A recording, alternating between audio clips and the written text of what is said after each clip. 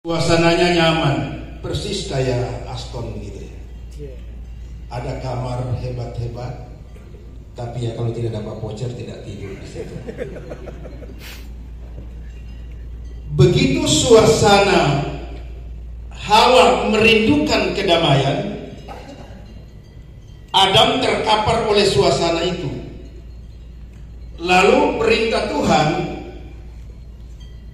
turunlah kau Adam ke bumi, karena tempat ini tidak untuk pelestarian keturunan, tapi tempat ini untuk pengabadian kehidupan. Turunlah kau ke bumi. Begitu Adam turun mendahului istrinya, ternyata Adam itu turunnya di Hindustan. Negaranya sekarang apa, Bang? India. Kalau yang pernah ke sana tentu tidak tahu jawab. Disusul kemudian 100 tahun dalam hikayat agama-agama tempo dulu. Itu 100 tahun baru baru Hawa itu ikut turun. Kita semua yang ada ini 1 minggu saja tidak ketemu istri, bingung.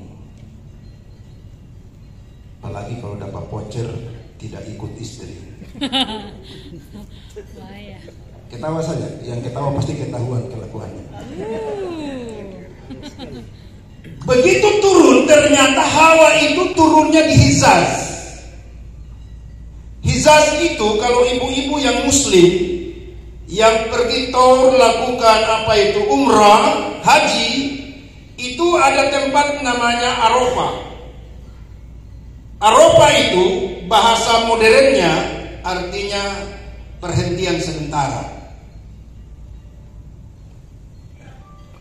Kalau perhentiannya mutlak itu namanya wusul.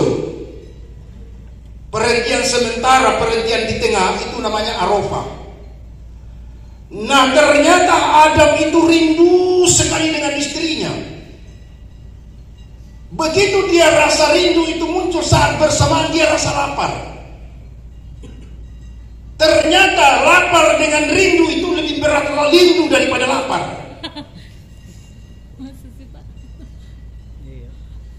Lalu Nabi Adam mengentangkan kakinya jalan menyusuri jalan yang panjang itu. Dia cari di mana istriku. Tapi memang dasar orang sudah mencintai begitu melekat satu tempat, bau keringat istrinya itu dia paham. Itu bukan harumnya parfum Casablanca. Dalam jarak sekian mil itu dia sudah cium. Kayaknya istriku posisinya di sini deh. Kalau kita kan satu ranjang tidur masih ragu, Pak. Nanti kalau pas buka bajunya suami, ketemu rambut-rambut siapa, baru mulai ngomel, siapa lagi, Pak? Bahaya sekali. Nah, begitu dia hentangkan kaki terus dengan rindunya yang begitu menggebu, ternyata dia tatap ke arah Arafah. Ada gundukan, orang Arab kalau bilang gundukan itu biasanya bilang jabal. Jabal. Gundukan tinggi ya jabal, gundukan rendah ya jabal. Dia lihat ada perempuan duduk di atas gundukan itu. Lalu dia teriak, wah, desak napasnya Adam itu sudah dikopi mati oleh Hawa. Persis ibu-ibu sudah kopi desak napas suaminya itu. Tahu persis ini desak napas ini dari suamiku, bukan suaminya orang lain. Nah begitu Adam panggil, wah, Hawa itu karena suasananya terlalu luas, Hawa itu bingung gimana suara ini datang. Dia melirik ke segala arah, tidak ada tampak orang di situ. Lalu Hawa kemudian berdiri sejenak. Suara ketiga lagi muncul. Wah, dia lihat ke sana, ternyata suaminya. Diangkatlah bajunya itu, dia lari mau turun. Adam bilang, jangan stop. Hawa, tidak usah kau lari kejar saya, turun ikut saya. Hawa bilang, saya rindu sekali kan. Mau ingin tidur dapat porcet untuk 1 malam saja.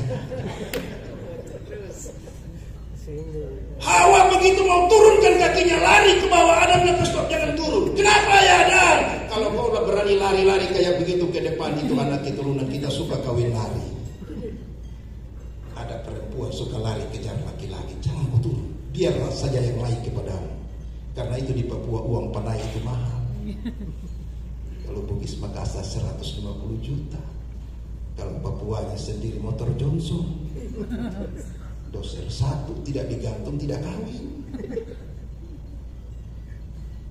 Nah, ketemulah mereka berdua di situ, suasana lapar tadi menjadi hilang. Rindu itu sudah melekat menjadi satu. Ketemulah mereka pergi di satu tempat, dikumpulkan di situ mereka. Namanya Jabal Rahmah. Yang sudah naik haji pernah berdoa di situ agar keturunannya baik-baik. Di Jabal Rahmah itu kemudian meledaklah keturunan anak manusia. Yang ke Eropa rambutnya pirang, hidungnya mancung kayak begitu. Yang ke Cina pipinya kayak bakpao, hidungnya tidak lebih dari 2 cm di atas bibir.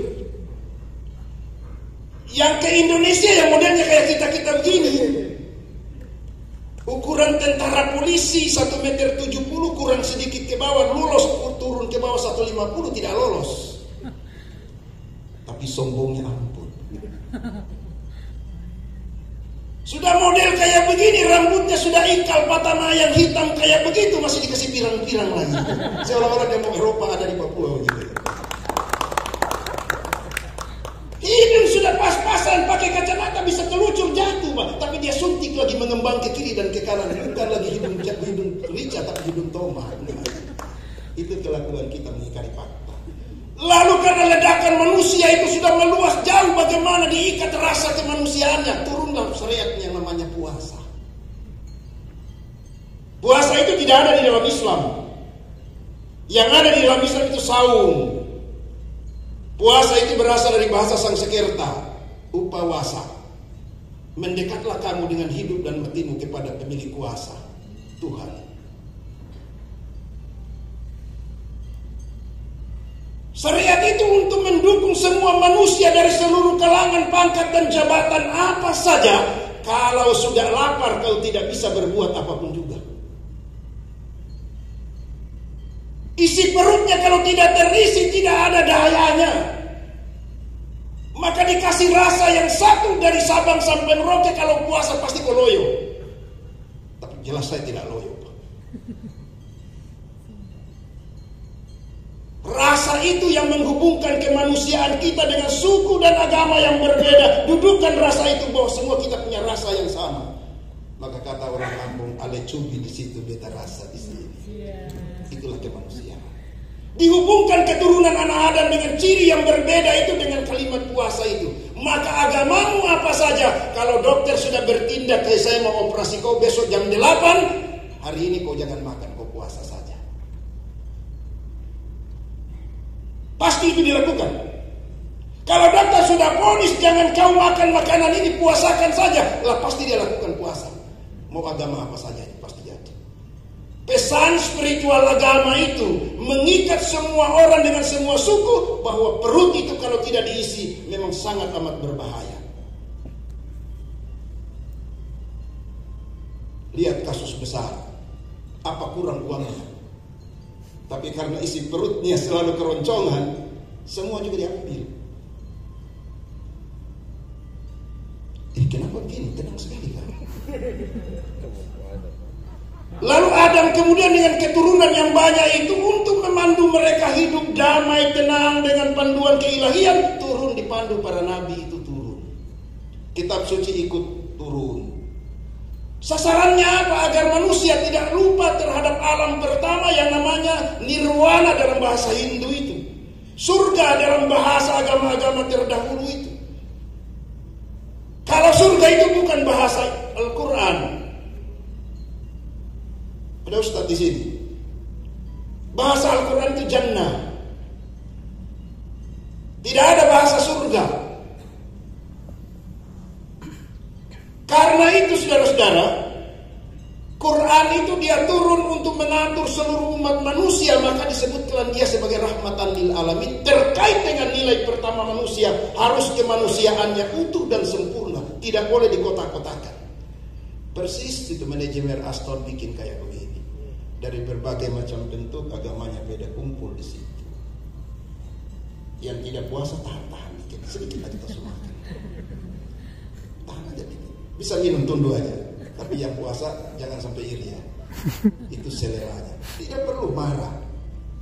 Dengan manusia yang banyak itu, kita kemudian diikat oleh agama-agama itu mengatur kita untuk damai. Karena itu agama juga itu berasal dari bahasa Sanskerta, bukan bahasa Al-Quran. Kalau Al-Quran menyebut agama itu ad-din.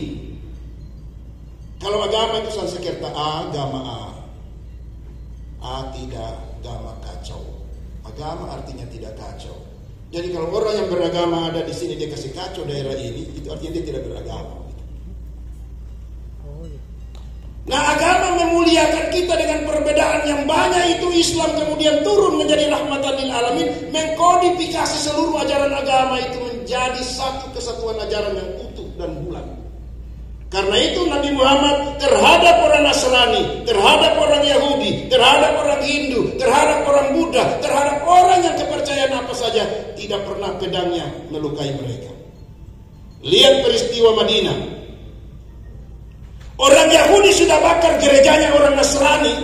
Nabi Muhammad dengan pasukannya datang. Barang siapa berani melukai saudara-saudaraku dengan membakar tempat ibadahnya, bagiannya adalah pedang.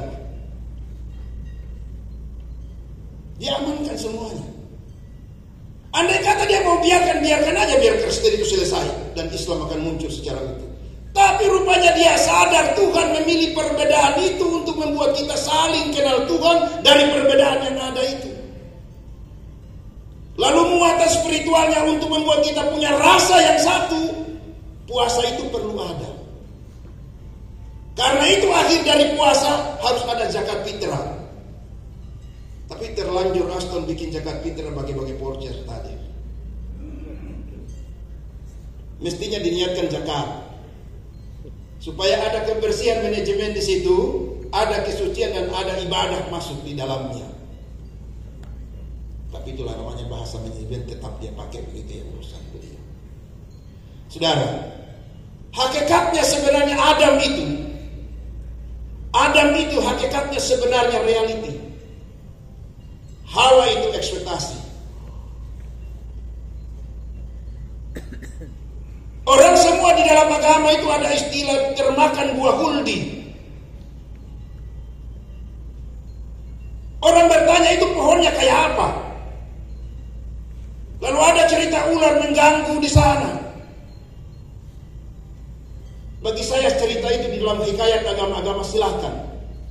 Tapi harus diuji di dalam pandangan modern. Sebenarnya yang namanya huldi itu pengetahuan. Begitu Adam memiliki ekspektasi, maka dia punya keinginan muncul. Keinginan yang datang dari luar menuju pikirannya Adam itu masuk menjadi sesuatu yang merubah pribadi Adam. Itulah yang namanya huldi. Termasuk voucher tadi mempengaruhi kan namanya huldi.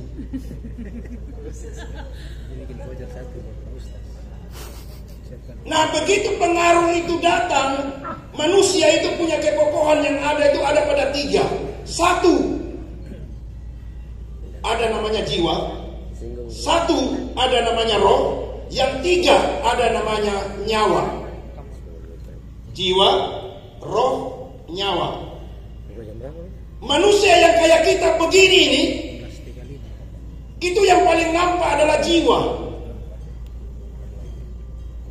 Karena nyawa dan roh itu terkungkung oleh perilaku dari jiwa. Jiwa itu bahasa Al-Qur'annya namanya nafs. Kalau jiwanya pelit-pelit kocer kayak yang tadi, dia pelit tidak mau bagi-bagi, pasti pelanggannya akan lari. Maka begitu dia bagi-bagi voucher, berarti itu jiwanya hidup. Kalau jiwanya buruk itu tambah SU di belakangnya. Maka nafsu itu berubah menjadi nafsu. Segala sesuatu yang buruk tinggal tambah U di belakang nafsu. Tapi sesuatu yang baik itu namanya nafs, jiwa. Jiwa itu isinya cuma 3. Pikiran, perasaan, emosi. Pikiran, perasaan, emosi. Kalau saya tunjuk begini karena saya berdiri, Pak. Tapi sebenarnya dalam agama-agama dahulu itu sudah diajarkan bahwa di dalam diri orang itu mau agama apa saja, suku apa saja, itu ada namanya segitiga yang namanya manas. Itu di Torah ada, di Jabur ada. Itulah sebabnya orang Islam kalau mau sholat, Allahu Akbar. Yang Kristen, yang Hindu, Buddha, tetap bentuknya segitiga. Segitiga itu di atasnya pikiran, di kanannya perasaan, di kirinya emosi. Nah, puasa itu tujuannya datang untuk mengatur ini, pikiran supaya baik, emosinya bagus, dan perasaannya halus. Jadi kalau manajemen Aston dengan perasaan yang halus, gayanya yang lembut kayak tadi, saya berpikir itu karyawan biasa. Padahal itu yang mengatur di sini. Nah, pribadi yang halus itu bisa mampu mempengaruhi orang lain. Tapi kalau kasar, orang kamu bilang tuang ngalah, kok cukup satu kali saja beta datang di hotel itu. Pikiran, perasaan, emosi itu besar sekali dipengaruhi oleh 7 anggota tubuh. 2, 4, 6, 7. 2, 1. 2, 4, 6, 7. Itulah yang tadi Pak manajer bilang bahwa dunia yang modern sekarang itu kalau satu kali bilang jelek saja itu semua dunia terbaca itu. Nah, orang kalau tidak mampu menjaga mulutnya itu hancur orang lain. Orang juga tidak mampu menjaga pikirannya, itu merusak orang lain. Orang tidak mampu menjaga pendengarannya, juga merusak orang lain. Orang juga tidak mampu menjaga perasaannya, dia akan merusak orang lain. Karena itu di Quran dibilang begini, Khatamallahu ala qulubihim wa ala sam'ihim wa ala absarihim. Itu apa? Buka Al-Baqarah ayat 7. Kalau kau sudah mulai telingamu pongo, tidak mau ikuti nasihat, manajemen bilang begini, kau bikin begitu, kau tunggu saja. Saya kunci pendengaranmu, saya tutup telingamu, saya tutup mata hatimu, saya tutup pikiranmu. Gisawatun walahum azabun alim. Kau tunggu azabnya. Tak lama itu kau kursimu akan dorong kau itu. Tidak lama itu liver akan ketemu kau. Tidak lama itu kau akan stroke. Karena Allah cabut rahmatnya itu.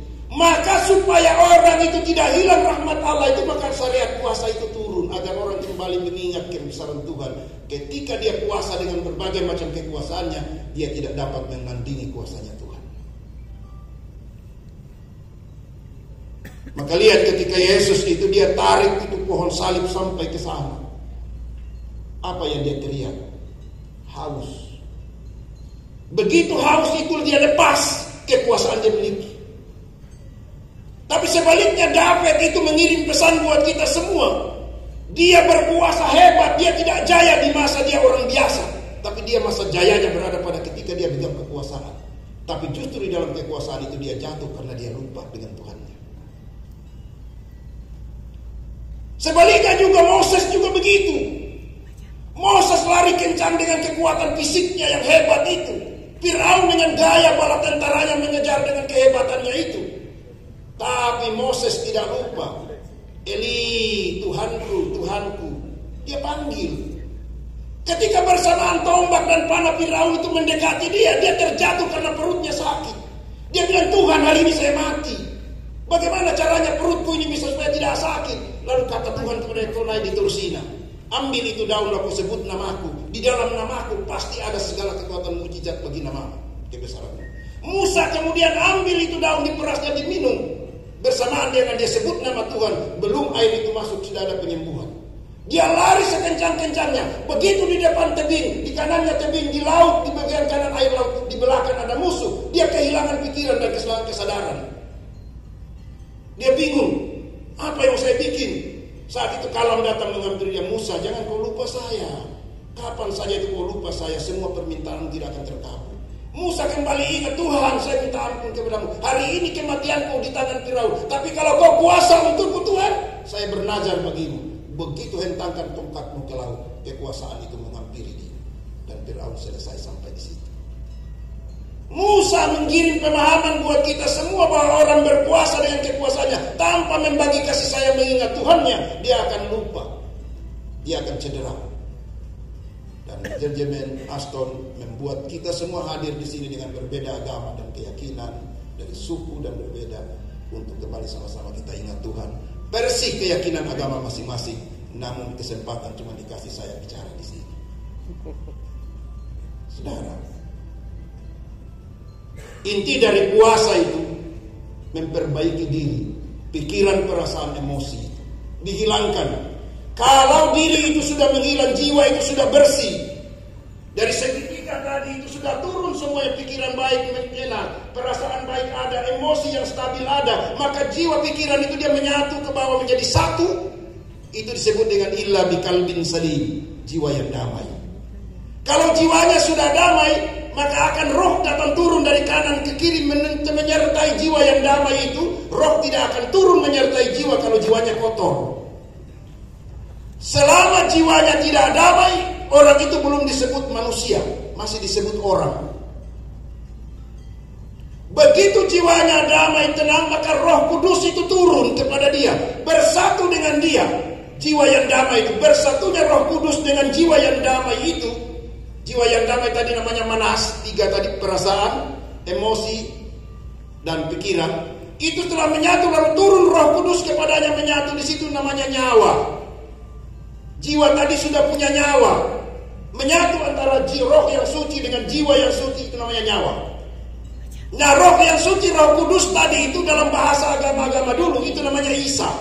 Nah, Isa juru damai itu kalau sudah turun kepada jiwa yang damai, maka jiwa itu akan penyantun dan paling berkasih sayang.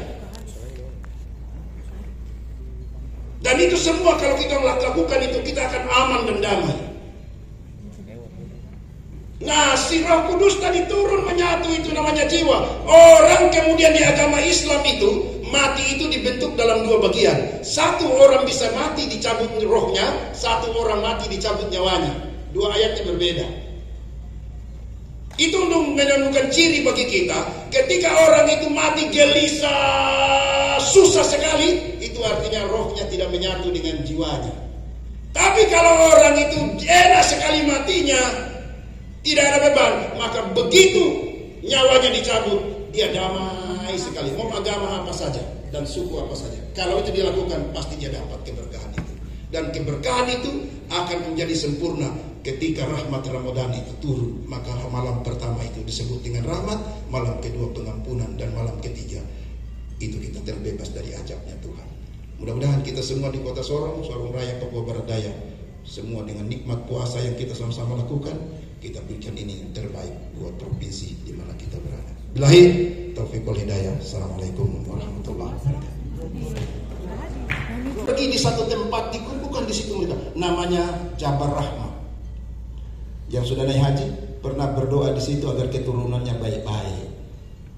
Di Jabar Rahmah itu kemudian meledaklah keturunan anak manusia yang ke Eropa, rambutnya pirang, hidungnya mancung kayak begitu. Yang ke Cina, pipinya kayak bakpao, hidungnya tidak lebih dari 2 cm di atas bibir. Yang ke Indonesia yang modelnya kayak kita-kita begini. Ukuran tentara polisi 1,70 meter, kurang sedikit ke bawah, lolos, turun ke bawah 1,50, tidak lolos. Tapi sombongnya ampun. Sudah model kayak begini, rambutnya sudah ikal, patah mayang hitam kayak begitu, masih dikasih pirang-pirang lagi. Seolah-olah dia mau Eropa ada di Papua gitu. Hidung sudah pas-pasan, pakai kacamata bisa kelucur jatuh, tapi dia suntik lagi mengembang ke kiri dan ke kanan. Bukan lagi hidung rica, tapi hidung tomat. Itu kelakuan kita mengingkari fakta. Lalu karena ledakan manusia itu sudah meluas jauh, bagaimana diikat rasa kemanusiaannya, turunlah syariat yang namanya puasa. Puasa itu tidak ada di dalam Islam. Yang ada di dalam Islam itu saum. Puasa itu berasal dari bahasa Sanskerta, upawasa. Mendekatlah kamu dengan hidup dan matimu kepada pemilik kuasa, Tuhan. Syariat itu untuk mendukung semua manusia dari seluruh kalangan, pangkat dan jabatan apa saja. Kalau sudah lapar kau tidak bisa berbuat apapun juga. Isi perutnya kalau tidak terisi tidak ada dayanya. Maka dikasih rasa yang satu dari Sabang sampai Merauke, kalau puasa pasti kau loyo. Tapi jelas saya tidak loyo. Rasa itu yang menghubungkan kemanusiaan kita dengan suku dan agama yang berbeda. Dudukkan rasa itu bahwa semua kita punya rasa yang sama. Maka kata orang kampung, ale cubi di situ beta rasa di sini. Itulah kemanusiaan. Dihubungkan keturunan anak Adam dengan ciri yang berbeda itu dengan kalimat puasa itu. Maka agamamu apa saja, kalau dokter sudah bertindak, kayak saya mau operasi kau besok jam 8, hari ini kau jangan makan, kau puasa saja. Pasti itu dilakukan. Kalau dokter sudah vonis jangan kau makan makanan ini, puasakan saja, lah pasti dia lakukan puasa. Mau agama apa saja itu pasti jadi.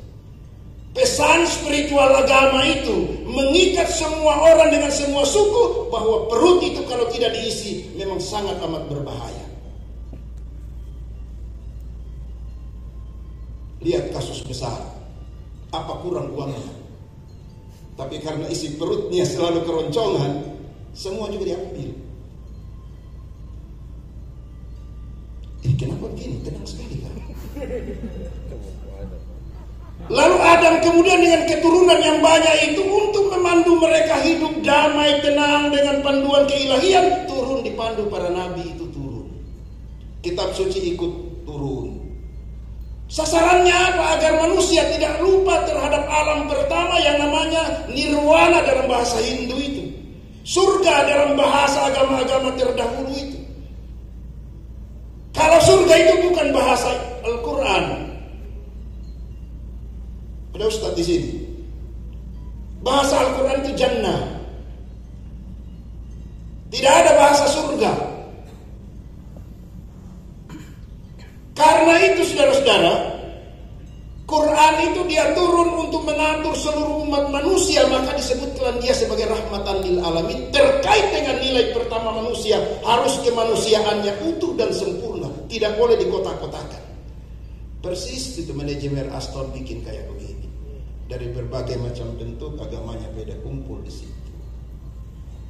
Yang tidak puasa tahan dikit, sedikit aja kita sumakan. Tahan aja dikit. Bisa minum tundu aja. Tapi yang puasa jangan sampai iri ya. Itu seleranya. Tidak perlu marah. Dengan manusia yang banyak itu, kita kemudian diikat oleh agama-agama itu mengatur kita untuk damai. Karena itu agama juga itu berasal dari bahasa Sanskerta, bukan bahasa Al-Quran. Kalau Al-Quran menyebut agama itu ad-din. Kalau agama itu Sanskerta, agama tidak, agama kacau. Agama artinya tidak kacau. Jadi kalau orang yang beragama ada di sini dia kasih kacau daerah ini, itu artinya dia tidak beragama. Nah, agama memuliakan kita dengan perbedaan yang banyak itu. Islam kemudian turun menjadi rahmatan lil alamin, mengkodifikasi seluruh ajaran agama itu menjadi satu kesatuan ajaran yang utuh dan bulat. Karena itu Nabi Muhammad terhadap orang Nasrani, terhadap orang Yahudi, terhadap orang Hindu, terhadap orang Buddha, terhadap orang yang kepercayaan apa saja, tidak pernah pedangnya melukai mereka. Lihat peristiwa Madinah. Orang Yahudi sudah bakar gerejanya orang Nasrani.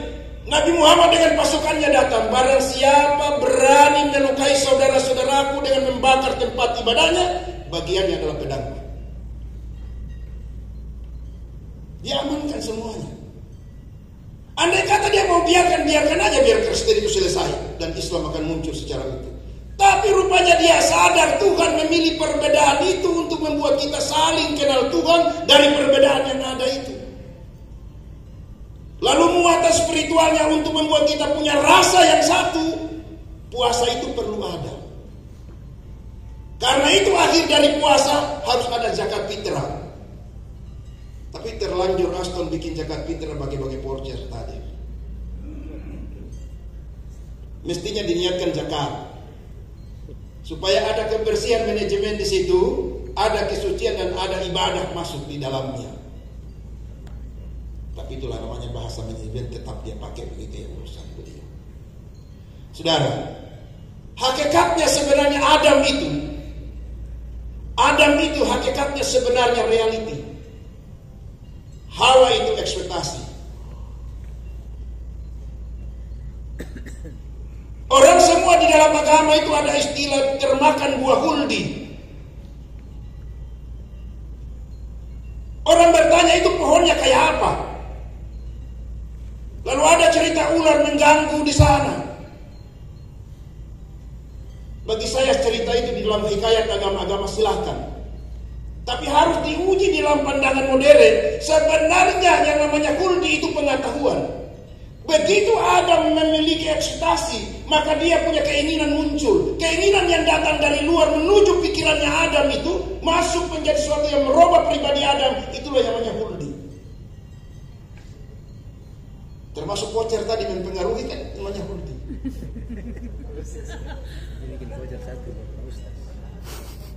Nah, begitu pengaruh itu datang, manusia itu punya kekokohan yang ada pada 3. 1,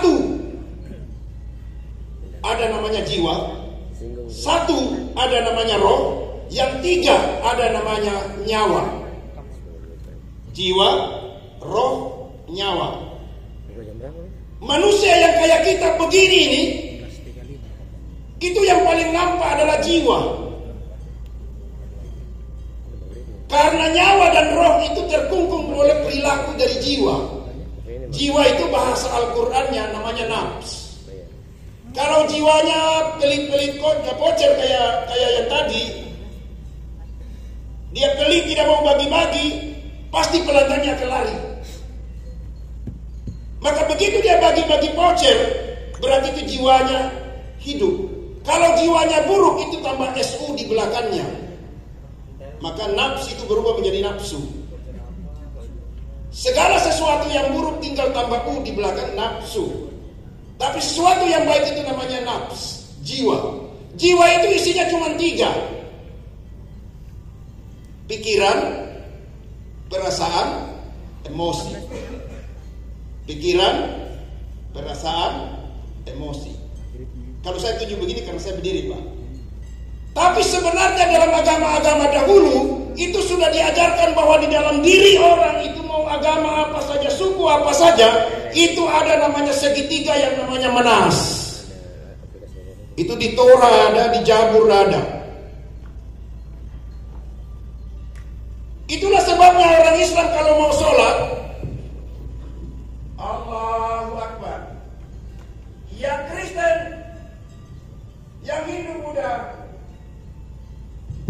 tetap bentuknya segitiga.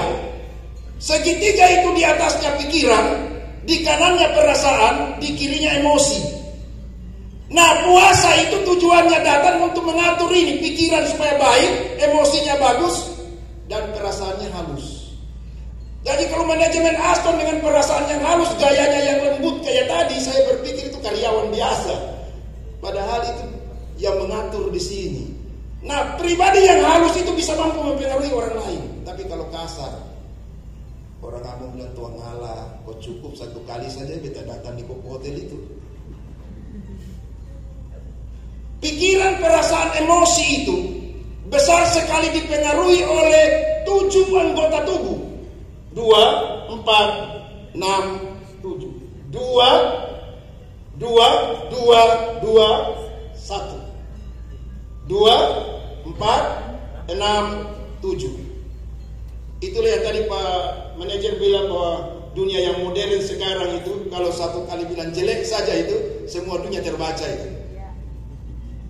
Nah, orang kalau tidak mampu menjaga mulutnya itu hancur orang lain. Orang juga tidak mampu menjaga pikirannya, itu merusak orang lain. Orang tidak mampu menjaga pendengarannya, juga merusak orang lain. Orang juga tidak mampu menjaga perasaannya, dia akan merusak orang lain. Karena itu di Quran dibilang begini, khatamallahu ala qulubihim wa ala sam'ihim wa ala absarihim.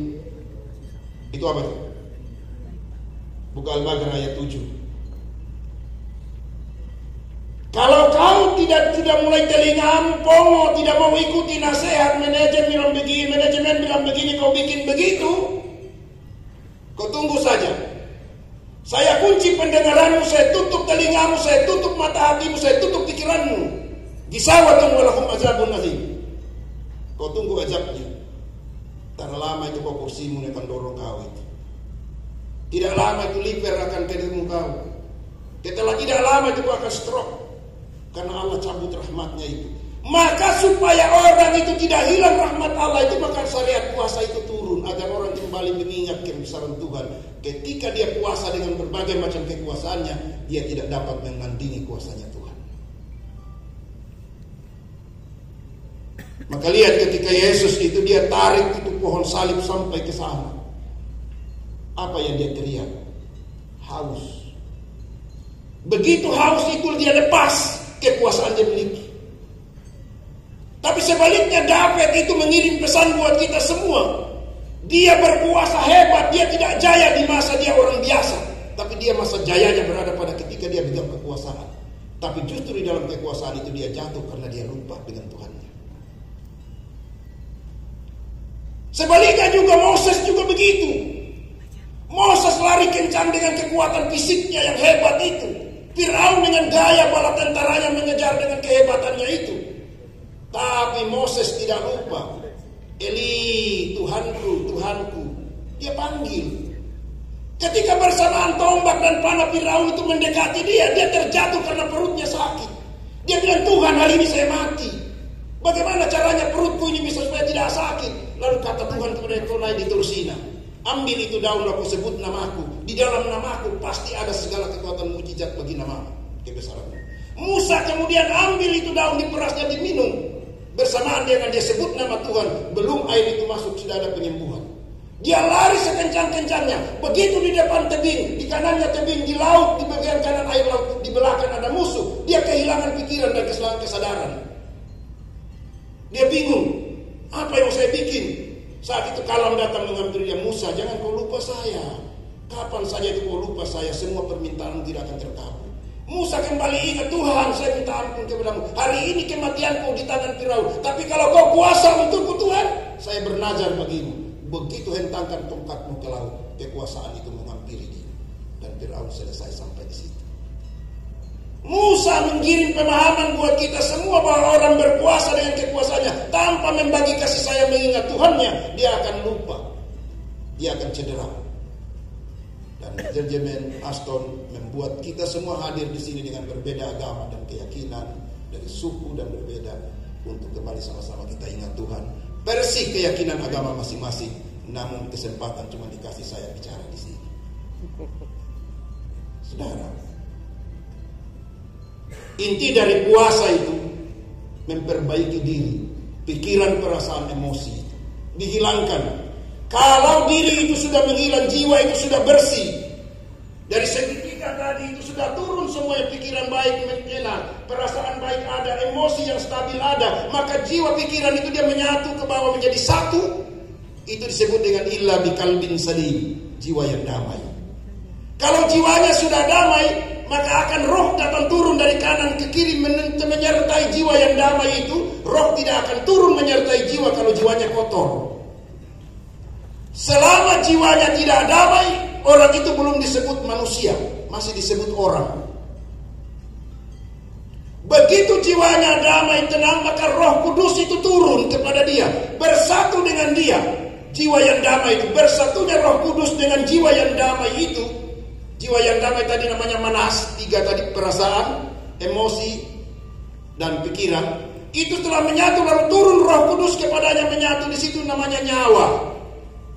Jiwa tadi sudah punya nyawa, menyatu antara roh yang suci dengan jiwa yang suci, itu namanya nyawa. Nah, roh yang suci, Roh Kudus tadi itu dalam bahasa agama-agama dulu itu namanya Isa. Nah, Isa juru damai itu kalau sudah turun kepada jiwa yang damai, maka jiwa itu akan penyantun dan paling berkasih sayang. Dan itu semua kalau kita lakukan itu, kita akan aman dan damai. Nah, si Roh Kudus tadi turun menyatu, itu namanya jiwa. Orang kemudian di agama Islam itu mati itu dibentuk dalam dua bagian. Satu orang bisa mati dicabut rohnya, satu orang mati dicabut nyawanya. Dua ayatnya berbeda. Itu untuk menentukan ciri bagi kita. Ketika orang itu mati gelisah, susah sekali, itu artinya rohnya tidak menyatu dengan jiwanya. Tapi kalau orang itu enak sekali matinya, tidak ada beban, maka begitu nyawanya dicabut, dia damai sekali. Mau agama apa saja dan suku apa saja, kalau itu dilakukan pasti dia dapat keberkahan itu. Dan keberkahan itu akan menjadi sempurna ketika rahmat Ramadan itu turun. Maka malam pertama itu disebut dengan rahmat, malam kedua pengampunan, dan malam ketiga itu kita terbebas dari azabnya Tuhan. Mudah-mudahan kita semua di Kota Sorong, Sorong Raya, Papua Barat Daya, semua dengan nikmat puasa yang kita sama-sama lakukan, kita berikan ini yang terbaik buat provinsi di mana kita berada. Billahi taufiq wal hidayah. Assalamualaikum warahmatullahi wabarakatuh.